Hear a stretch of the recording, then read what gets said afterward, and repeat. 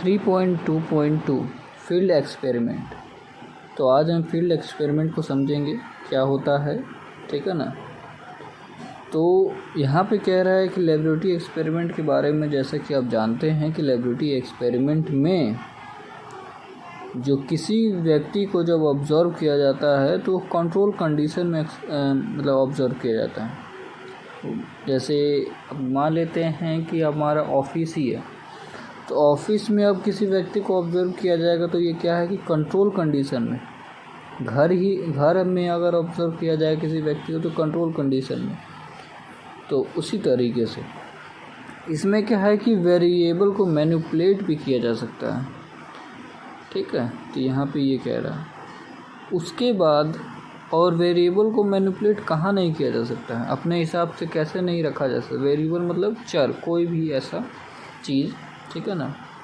तो फील्ड में वेरिएबल को मैनिपुलेट नहीं किया जा सकता है, ठीक है ना, क्योंकि वो प्रकृति के अनुसार, अपने नेचर के अनुसार मैनिपुलेट होगा, ठीक है।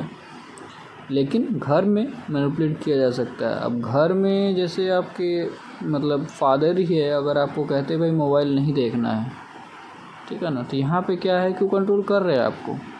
लेकिन फील्ड में क्या है कि कंट्रोल नहीं किया जा सकता है, ठीक है ना। तो वो फील्ड एक्सपेरिमेंट अलग हो गया और लेबोरेटरी एक्सपेरिमेंट अलग हो गया। तो यहाँ पे इसने लेबोरेटरी एक्सपेरिमेंट के बारे में बताया पहले। उसके बाद कह रहा है कि डिफरेंस क्या होता है लेबोरेटरी एक्सपेरिमेंट में और फील्ड एक्सपेरिमेंट में। तो जैसा कि लेबोरेटरी एक्सपेरिमेंट में क्या होता है कि मतलब कंट्रोल कंडीशन में किया जाता है, मैनिपुलेट किया जाता है।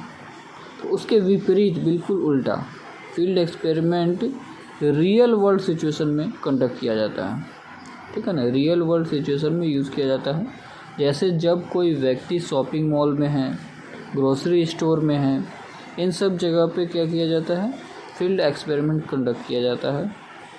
और दूसरा जो इसका सबसे बड़ा डिफरेंस है फील्ड एक्सपेरिमेंट और लेबोरेटरी एक्सपेरिमेंट के बीच में, वो यहाँ पे बता रहा है कि इसमें जो पार्टिसिपेंट है या इंडिविजुअल, दोनों में से कोई भी, जैसे, ठीक है ना। तो इंडिविजुअल फील्ड एक्सपेरिमेंट में जानता नहीं है कि उसको ऑब्ज़र्व किया जा रहा है, ठीक है।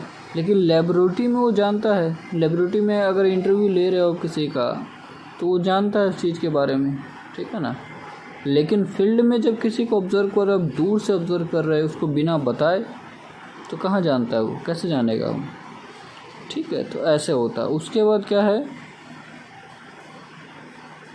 इसमें क्या है कि बहुत ज़्यादा ऑथेंटिक इन्फॉर्मेशन कलेक्ट किया जाता है, ठीक है। बहुत ज़्यादा ऑथेंटिक इन्फॉर्मेशन इसमें कलेक्ट किया जाता है। उसके बाद क्या है कि this method of research, authentic कैसे कलेक्ट किया जाता है, ऐसे कि इसमें नेचुरल होता है सारा चीज़, जिसमें कोई मतलब जैसे एक्टिंग नहीं कर रहा वो, ठीक है ना। और वो इस चीज़ को देख के नहीं मतलब कह रहा है कोई भी चीज़ कि भाई मेरे को ऑब्ज़र्व कर रहा है वो, क्योंकि उसको पता ही नहीं, तो कैसे कहेगा वो देख के, ठीक है। कैसे एक्टिंग करेगा, कैसे जो उसके मन में नहीं मतलब चल रहा है उसको ना व्यक्त कि वो कुछ और व्यक्त करेगा ही नहीं, क्योंकि उसको पता ही नहीं कि उनको मेरे को ऑब्ज़र्व किया जा रहा है, ठीक है। उसके बाद ये मेथड जो है रिसर्च हेल्प द रिसर्चर, ये क्या करता है कि रिसर्चर की हेल्प करता है अलग अलग फील्ड में, ठीक है ना। अलग अलग फील्ड के बारे में स्टडी करने में ये रिसर्चर को मदद करता है। जैसे हेल्थ के बारे में स्टडी करना हो, education, crime, social welfare and politics, इन सब एरिया में अगर किसी को स्टडी करना हो, किसी को, रिसर्चर को, ठीक है ना, तो ये मदद करता है इसमें।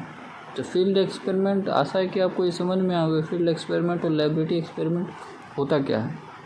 तो एक्सपेरिमेंटल रिसर्च और फील्ड एक्सपेरिमेंट, इन दोनों में यहाँ फ़र्क भी बता रखा है।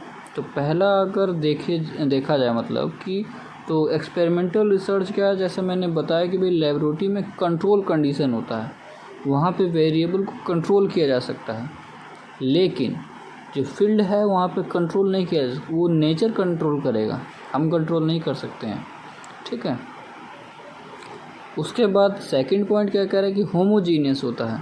अब जैसे होमोजीनियस में क्या है कि भाई मान लो कि आपके परिवार में सब आपके जैसे हैं, ठीक है ना, लेकिन फील्ड में क्या है कि ये पड़ोसी भी आ जाता है इसमें, आस पड़ोसी या पड़ोसी भी आ जाता है, सब आ जाता है इसमें। तो इसमें जो है कैरेक्टर अलग अलग होता है, लेकिन एक्सपेरिमेंटल रिसर्च में नहीं होता है, फील्ड एक्सपेरिमेंट में अलग अलग होता है। उसके बाद क्या कह रहा है, cause and effect variable are control to examine the, variable को कंट्रोल किया जाता है, examine the cause and effect relationship within the laboratory.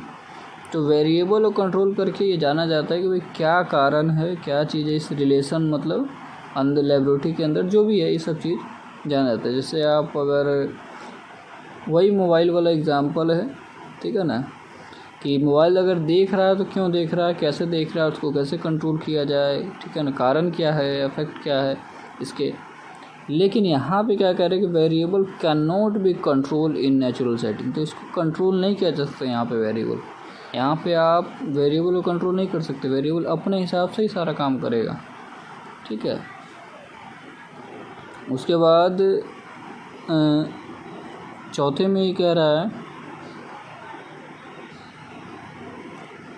Generalisation of the finding can be done on a large population, ठीक है। तो यहाँ पे ये कह रहा है कि जो निष्कर्ष का जो जनरलाइजेशन एक बड़ी आबादी के लिए किया जा सकता है, लेकिन यहाँ पे क्या है कि generalisation of the finding is depend upon the real life setting of the population. यहाँ पे जो जनरलाइजेशन है, ठीक है ना, फाइंडिंग है जनरलाइजेशन का, जनसंख्या की जो रियल मतलब लाइफ सेटिंग है उस पर निर्भर करता है इसमें, ठीक है, क्योंकि ये कंट्रोल मतलब उसमें नहीं हो रहा है और यहाँ पे कंट्रोल कंडीशन में हो रहा है ये, ठीक है। उसके बाद यहाँ पे पांचवा जो कह रहा है कि it is always quantitative in term of result.